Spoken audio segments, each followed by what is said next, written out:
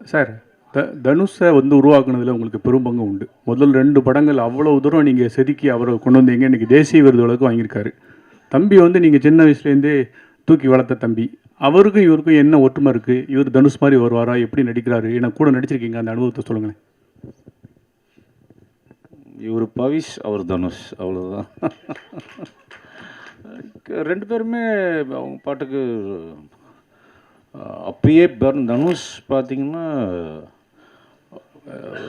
சும்மா யாருமே அப்படி வந்துட முடியாது. அவர் பயங்கர ஹார்ட் ஒர்க்கு. அங்கேருந்து உருளணும், அந்த 40 அடி மலையிலேருந்து உருண்டு வருவார், இது பண்ணுவார். ஸோ சேம் குவாலிட்டி இவர்கிட்டையும் பார்த்தேன். அதுக்காக மலையிலேருந்து உருள சொல்லலை நான். But is also very hard working. படிச்சுட்டு இது பண்ணி என்னடான்னு 5 பேஜ் டைலாக பேசுகிறாரு டக்குன்னு. ஸோ அதுதான் நான் பார்க்குறது. ஃபஸ்ட் நாளே வந்து அவரை நீங்கள் அடிச்சிட்டிங்களாமே சார்? ஆமாங்க, வேணுட்டு தான் அடித்தேன். I think that character I think demanded இருந்தது. நான் அது வலிக்காத மாதிரி தாங்க அடித்தேன். அதை பெருசாக அப்படி பண்ணிட்டாங்க.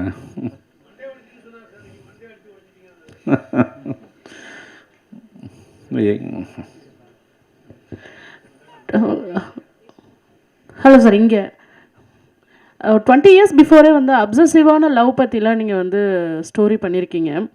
இப்போ இந்த ஜென்சியோட லவ் உங்களுக்கு புரியுதா? அதை பற்றி கதை ஏதாவது எழுதணும் அப்படின்னு எழுதியிருக்கீங்களா? உங்கள் சைடில் இருந்து ஒரு லவ் படம் எப்போ நாங்கள் எதிர்பார்க்கலாம்? பண்ணியிருக்கோம்.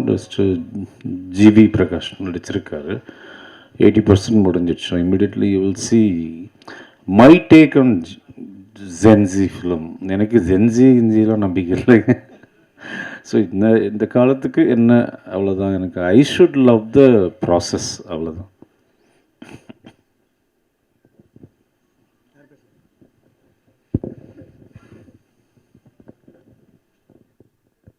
வனிதா மேடம். செல்வா சார் மட்டும் தான் Q&A இல்லை. செல்வா சார் கிளம்புறாரு, அதனால தான். அப்புறம் செல்வா சார் ரீசன் கேட்கலாம். செல்வா சார், ஆக்சுவலாக நீங்கள் வந்து தனுஷ் சாருக்கு வந்து மிகப்பெரிய ஒரு ரவுடிசம் படம் யாருமே அந்த மாதிரி கொடுத்ததே இல்லை. அந்த படம் ஏன் அப்படியே அடுத்த கட்டத்துக்கு நகராமல் இருக்குது? ஒருவேளை பவிஸுக்கு அது வருமா? அதே போல் காதலுக்காகவும் அவர் தான் பயங்கரமாக, நீங்கள் முக்கோண காதலும் நல்லா காமிச்சிருப்பீங்க.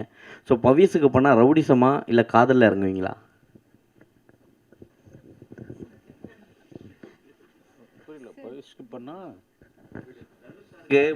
தனுஷ் சாருக்கு ரவுடிசம் படம் இப்போ யாருமே எடுக்கலை இன்னும் அந்த அளவுக்கு. ஸோ அதே போல் காதலும் தனுஷை வச்சு முக்கோண காதல் வேறு லெவலில் கொடுத்துருப்பீங்க, காதல் கொண்டேனும். ஸோ ஒருவேளை பவிஸை வச்சு எடுத்தீங்கன்னா ரவுடிசம் முதல்ல எடுப்பீங்களா இல்லை காதலை புளியறதுக்கான வாய்ப்பு கொடுப்பீங்களா? ரொம்ப ட்ரிக்கியான கொஸ்டினுங்க. அந்த டைமில் என்ன தோணுதோ, எதுக்கு வேணுமோ அடாப்ட் ஆவாருன்னு நினைக்கிறேன்.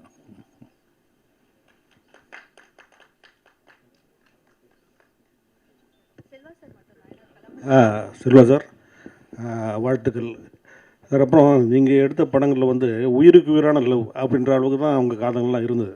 அப்போ எடுத்த காதல், நீங்கள் எடுத்த படங்களும். பட்டு இந்த படம் ஆகட்டும், இதுக்கு முன்னே 2-3 படங்கள் வந்திருக்கு. எல்லாமே காதல் வந்து பண்ணுறாங்க. ஆனால் அதுக்கப்புறம் வந்து ஒருத்தர் பழி வாங்குற மாதிரி தான் காதல் போகுது. இப்போ உள்ள காதல் அப்படி மாறி போச்சா? காதல் இருக்கா இல்லையா? இந்த படத்துலையும் முதல்ல இவர் வந்து ரைடு கொடுக்குறாரு வண்டியில் உட்கார வச்சு, பின்னால் பழி வாங்குற மாதிரி நீ அதெல்லாம் பண்ணு அப்படின்னு சொல்கிற மாதிரி தான் ட்ரெய்லரில் தெரியுது. இப்போ உள்ள காதல் இருக்கா இல்லையா அதை மட்டும் சொல்லுங்கள் சார். இனிமேல் உள்ள காதல் எப்படி இருக்கும்? அதுக்கு நான் ஃபஸ்ட்டு லவ் பண்ணணும். ஸோ ஏதாவது தேடி ஒருத்தரை பிடிச்சி நான் லவ் பண்ணி பார்த்துட்டு தான் சொல்ல முடியும். ஐ திங்க் லவ்ன்றது இட்ஸ் ஐ திங்க் பர்மனண்ட். நம்ம எதையுமே இல்லாமல் பண்ண முடியும். இப்போ அதோட ஒரு வேரியேஷனாக இது ஒன்று இருக்குது. இப்போ அதுவும் மாறும். அடுத்த ஜென்ரேஷன் வேறு மாதிரி வரும். லவ்வோட பேர் தான் மாறிட்டே போருமே தவிர லவ் இஸ் எவர் லாஸ்டிங். சொல்ல சார், காதல் கொண்டேன் பார்ட் 2 வருது அப்படின்னாங்க. பார்ட் 3 வந்து பவிஷ் வச்சு ஏதாவது எடுக்க ஐடியா இருக்கா? அதுக்கு செட் ஆகும். பார்ட் 2வே நான் சொல்லி